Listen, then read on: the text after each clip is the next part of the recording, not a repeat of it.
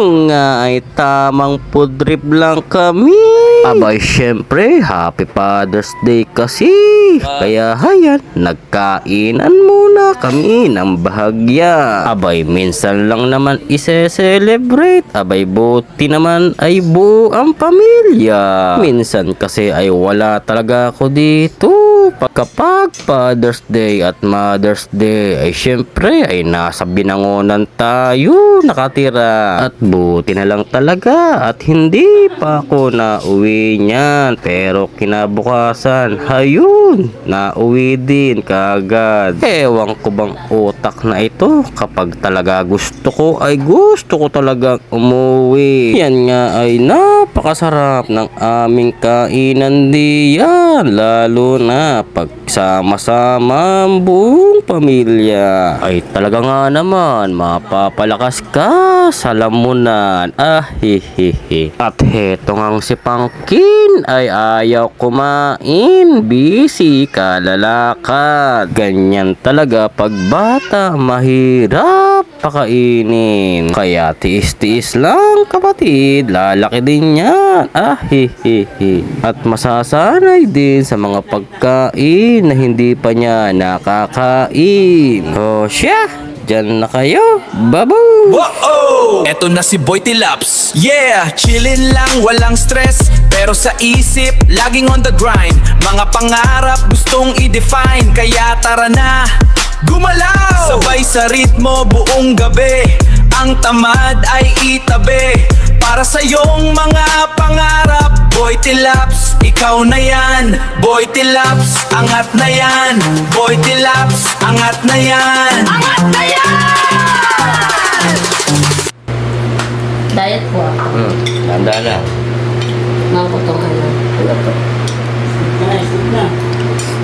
Ang tawag dito. Lukas ka, ano ka? Bukas eh. Oh, Ano? aso mga herbs. Baliktad. Yan. May herbs, maraming herbs, maraming dahon-dahon. Alam ko na herbs. May herbs.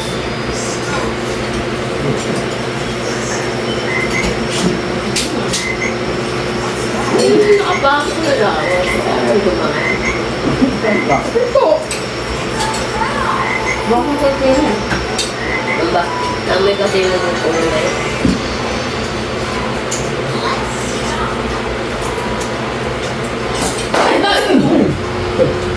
Ganun nangyari kay Boy.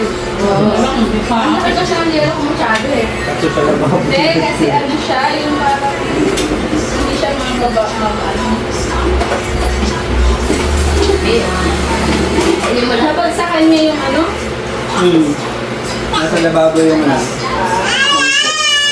ito niya yun ang mga ginhawa. Akin na, ano? Oh.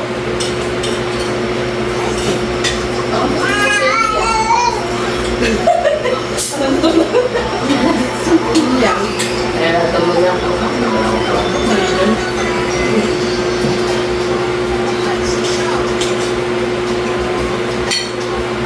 Hindi naman siya mga ano. So, ba't hindi mo naisip kung nabagsakan mo kami ay ako? Ano no? Hindi ko nakita. Ay, wala naman ako. Hindi mo naisip nga kasi nakagalan ako. Tao ba? Ayaw, balot ko eh. Tulog daw. Wait lang po.